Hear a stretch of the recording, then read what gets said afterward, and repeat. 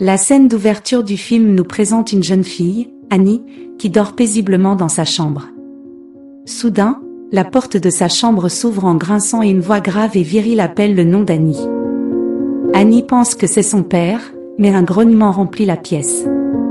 L'air la fait pleurer au moment où elle crie, la chose se rapproche et le sang éclabousse une famille voisine photographie. La scène se déplace alors dans un décor complètement différent, une nouvelle maison, une nouvelle famille. William Harper, un psychiatre qui rencontre ses patients chez lui et ses les enfants adolescents Sadie et le petit Sawyer dont la vie a été brisée par la récente perte de la femme de William dans un tragique accident de voiture. Sadie décide de porter les vêtements de sa défunte mère à l'école en essayant de garder un morceau de la mémoire de sa mère près de lui alors que William s'apprête à laisser tomber le sien. Les enfants à l'école, il remarque la robe de Sadie et de sa mère et dit qu'elle est jolie à l'école. Sadie rencontre son amie Bethany qui l'accueille chaleureusement. Sadie remercie Bethany d'avoir été gentille avec elle car tout le monde semble lui donner l'épaule froide, n'est-ce pas? Puis une autre fille nommée Nathalie et son groupe d'amis vont parler à Sadie. Nathalie dit à Sadie qu'elle ne pense pas que porter la robe de sa mère soit une bonne idée et essaie de se moquer de Sadie. Les choses s'échauffent lorsque Sadie traite Nathalie et Nathalie pousse Sadie, provoquant un désordre avec de la nourriture partout sur la robe de Sadie, visiblement bouleversée. Sadie quitte l'école dans la scène suivante. Un homme nommé Lester Billings arrive au bureau à domicile de William dans un peu de désordre. Lester a l'air vraiment perturbé et veut de toute urgence discuter avec William. Au début, Will explique qu'il a généralement besoin d'abord d'une consultation téléphonique, mais il accepte finalement d'écouter l'histoire de Lester. Alors que Lester s'installe dans sa chaise, il ne peut s'empêcher de remarquer un placard dans la pièce, se sentant un peu mal à l'aise. Il demande si Will peut fermer le placard. Porte après que Lester ait rempli le formulaire du client. William installe un enregistreur pour leur séance. Lester s'ouvre et révèle qu'il a perdu 3 de ses enfants un après l'autre et que les circonstances de leur mort étaient très mystérieuses. William, curieux, se demande si ces décès étaient en raison de causes naturelles, mais Lester déclare qu'il n'y a rien de naturel à cela, il pense que quelque chose leur a vidé la vie. Lester admet qu'il ne sait pas exactement de quoi il s'agit, mais il l'a vu une fois juste avant que sa plus jeune fille, Annie, ne subisse une fracture du cou avant leur mort, pensa Lester. C'était simplement leur imagination qui s'est déchaînée et son aîné a même essayé de dessiner cette mystérieuse entité. Il remet le dessin à William qui est choqué par ce qu'il voit. Lester décrit cette entité comme quelque chose qui cible leurs enfants lorsqu'ils n'y prêtent pas attention. William se sentant mal à l'aise, il dit à Lester qu'il doit utiliser les toilettes une fois dehors, il appelle la police à la place et leur dit qu'il y a un homme dans son bureau qui pourrait être dangereux mais il ne remarque pas que Lester monte les escaliers pendant que Sadie rentre chez elle. Pour changer de vêtements, à l'insu de William, elle jette la robe de sa mère dans la machine à laver et elle ne sait pas que Lester la regarde de loin alors que Sadie se dirige vers sa chambre, elle entend un bruit surprise, elle se dirige vers la source du son. Mais marche accidentellement sur quelque chose d'humide et de rouge, ce qui lui fait peur. À son grand soulagement, il s'avère que c'est de la peinture renversée du studio d'art de sa défunte mère. Lorsque Sadie entre dans le studio, elle est choquée de constater qu'elle est éparpillée. La peinture de sa famille est en ruine sur le sol et alors qu'elle se penche pour l'inspecter, elle entend des bruits sourds et des coups sourds venant de l'intérieur d'un placard voisin où elle entre dans le placard mais le trouve vide alors que William arrive et lui demande si elle va bien. Les deux sont choqués de voir le cadavre de Lester pendu à la porte du placard plus tard. La police arrive et William explique comment Lester a parlé d'un monstre de l'ombre qu'il croyait prendre dans la vie de tous ses enfants. Le détective suggère que la culpabilité écrasante de Lester ou la peur aurait pu le pousser à se suicider. Sadie, incertaine, demande s'ils sont sûrs que c'était le cas. Un suicide et explique qu'avant d'ouvrir le placard, elle a entendu des bruits de combat venant de lui. Le détective souligne qu'un homme adulte cependant dans un placard ferait naturellement beaucoup de bruit quand il est temps pour Sawyer de se coucher pour la nuit qu'elle fait toujours. Bien sûr, il n'y a pas de monstre qui se cache en demandant à son père de vérifier sous son lit et dans son placard en même temps. Sadie remarque qu'une étrange moisissure commence à se former autour de la maison plus tard dans la nuit alors que Sawyer tente de dormir, la porte du placard s'ouvre avec force et elle voit quelque chose. Se précipiter sous le lit quand Sawyer vérifie sous son lit, elle voit une silhouette grogner contre elle, la faisant tomber du lit de peur. Ed Sawyer se précipite dans la chambre de Sadie et lui dit qu'il y a quelque chose dans sa chambre. Sadie le considère comme un cauchemar et après avoir inspecté Sawyer, elle découvre que sa sœur cadette saigne d'une dent qui bouge, déterminée à aider Sadie à arracher la dent. Elle dit à Sawyer qu'elle comptera 3 avant de claquer la porte, mais étrangement, la porte se ferme d'elle-même après seulement 2 comptes, provoquant la dent. Sortir, cela laisse Sadie choquée car elle n'a pas poussé la porte et elle serre sa sœur dans ses bras qui est en larmes. Elle installe Sawyer dans son lit en chantant une berceuse pour l'aider à dormir paisiblement, mais après que les 2 sœurs tombent dans un profond sommeil, la même berceuse des échos à l'extérieur de la pièce est quelque chose où quelqu'un enlève mystérieusement la dent de Sawyer même si leur père est thérapeute. Les sœurs choisissent de voir un autre thérapeute le lendemain afin de faire face à leur chagrin. Le docteur Weller veut aider le jeune Sawyer à surmonter sa peur d'une chose qu'elle voit dans le noir. Pour ce faire, elle éteint les lumières de la pièce pour démontrer qu'il n'y a rien à craindre. Les lumières de la pièce commencent à clignoter, ce qui terrifie Sawyer. Après un moment, elle est horrifiée de voir l'entité mystérieuse ramper sur le sol. Plafond quand les lumières reviennent enfin, le docteur Weller essaie de la réconforter en insistant sur le fait que ce n'était que son imagination pendant la séance de William. Le docteur Weller suggère une séance familiale commune mais William refuse, il ne semble pas vouloir trop penser à cette histoire de monstre. Et le décès de sa femme, William s'excuse auprès de sa famille et regrette d'avoir permis à Lester d'entrer chez eux cette nuit-là dans sa chambre. Sawyer entend la porte de sa chambre s'ouvrir et la voix de sa sœur Sadie la rassurant que tout est dans sa tête. Cependant, lorsque Sawyer regarde par en dessous sa couverture, elle ne trouve personne là-bas, la porte du placard est mystérieusement ouverte et puis quelqu'un frappe à sa porte pendant que Sadie regarde les antécédents de Lester dans le bureau de son père, elle découvre un formulaire qu'il a rempli, elle découvre également un enregistrement audio de la session de William avec Lester après que son père s'est excusé pour aller aux toilettes, elle entend Lester crier à quelqu'un de s'éloigner de lui. Sadie trouve alors le bloc-notes de Lester caché sous le canapé et apprend de l'enregistrement que l'enfant de Lester a dessiné la chose qu'elle a vue dans le bloc-notes, mais cela a été déchiré voyant que la pression du dessin au crayon est toujours là. Sadie tente de refaire le croquis et rencontre la créature effrayante avec de longs membres vers Sawyer. Elle vérifie à l'extérieur de sa chambre et l'ampoule dans la chambre de Sadie explose. Elle entend alors une voix lui disant que qu'elle vit n'est pas réelle alors que Sawyer essaie de se frayer un chemin dans l'obscurité. Elle entend soudain une voix chanter une berceuse, tout comme la voix de Sadie, mais sur un ton plus sombre.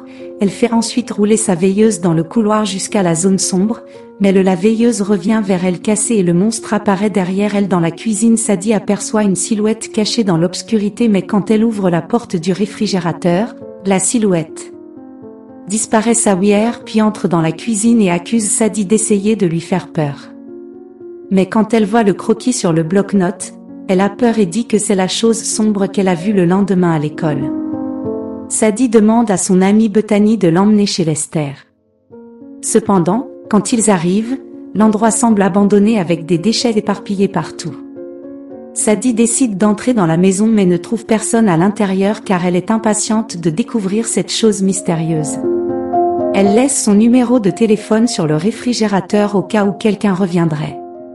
Alors qu'elle rentre, elle remarque une lumière vacillante dans la maison et alors elle s'en va. Pour enquêter sur les étrangers, les murs sont couverts d'étranges racines végétales, c'est la même chose qu'elle a vue dans sa maison plus tôt alors que Sadie explore la maison qu'elle dirige à l'étage en suivant une traînée de bougies, elle remarque des photos sur le mur et soudain elle voit quelqu'un derrière elle et il s'avère que c'est la femme de Rita Lester.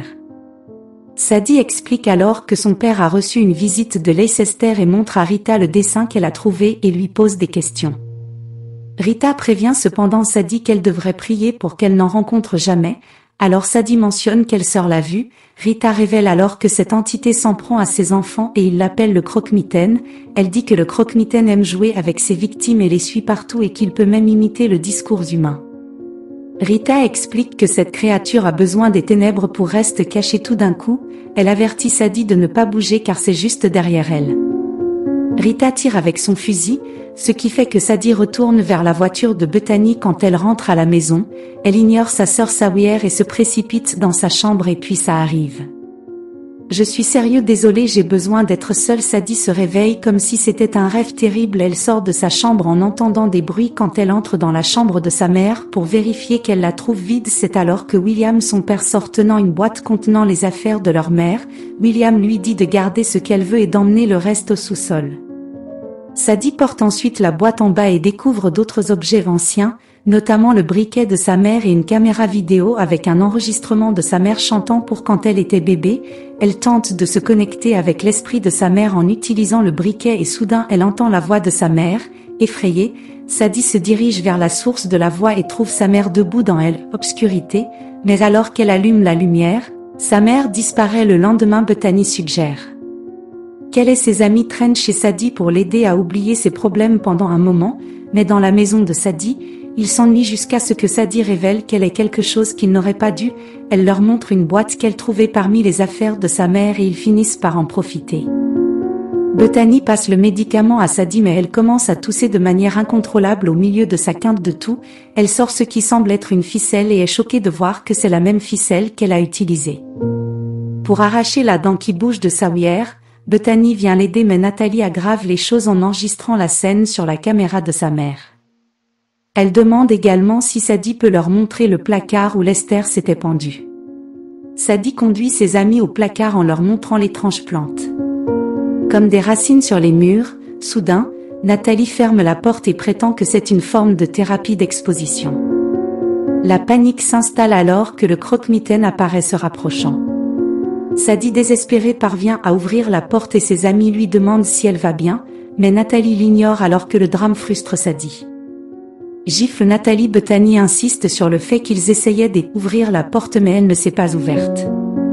En colère, les filles quittent la maison en disant à William que sa fille était psychotique après. Sawyer est vue en train de jouer à un jeu quand elle aperçoit le croque-mitaine à proximité, effrayée d'essayer de se cacher. Le croque-mitaine s'approche du canapé à sa recherche puis finit par partir en pensant qu'elle est en sécurité. Sawyer se lève et s'assoit sur le canapé mais tout d'un coup le croque-mitaine la jette contre la télé et la prochaine chose qu'elle sait, c'est qu'elle se réveille à l'hôpital. Sadie et par son côté essaie de la réconforter et elle croit finalement à l'affirmation de Sawyer au milieu de cela. Sadie révèle avoir vu quelque chose dans le placard mais William demande si Sadie est défoncée car il pouvait sentir de l'herbe sur elle, frustré. Sadie décide de partir en disant qu'il ne l'écoute jamais. Elle rend ensuite visite à la femme de Rita, Lester, qui lui conseille que si l'entité est attirée par la faiblesse, elle doit montrer sa force. Rita avertit Sadie de faire attention en mentionnant qu'elle a installé des percuteurs à ressort lorsque Sadie se demande si elle croit pouvoir la tuer. Rita attaque soudainement. Elle utilise Sadie comme appât pour attirer le croque-mitaine, mais Rita rassure Sadie qu'elle ne laissera rien lui arriver et éteint les lumières comme prévu. Le croque-mitaine apparaît, provoquant l'extinction des bougies de la pièce lorsqu'il essaie de l'attaquer. Se dirige vers la corde des armes chargées et la déclenche, provoquant l'effondrement du monstre.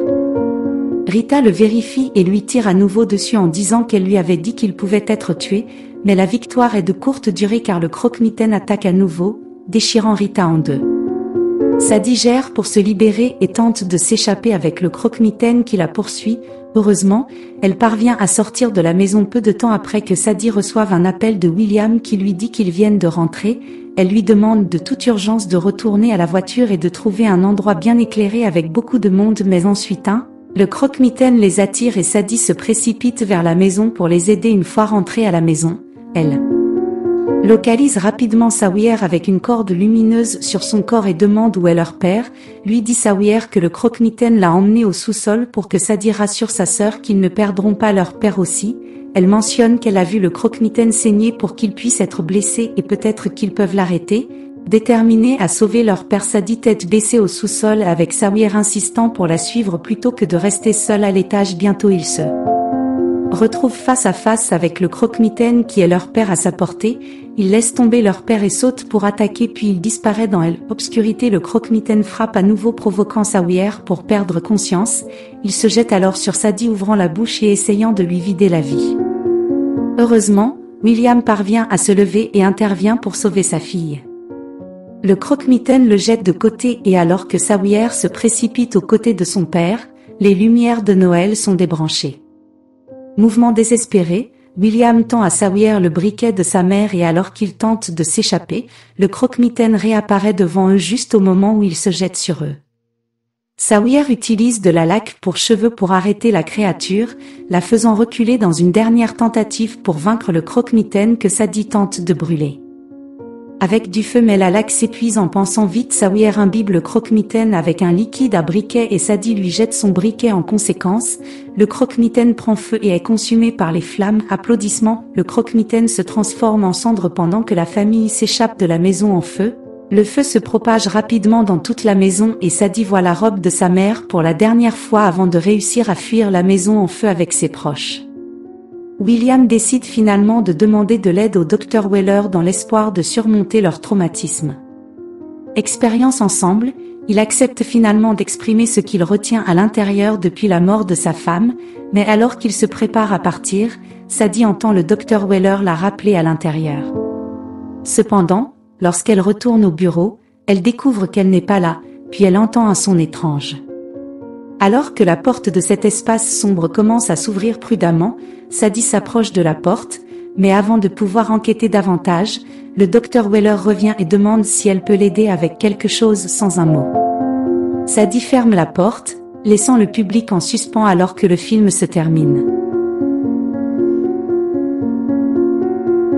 Assurez-vous de vous abonner à la chaîne pour voir plus de vidéos comme celle-ci. Merci de regarder la vidéo.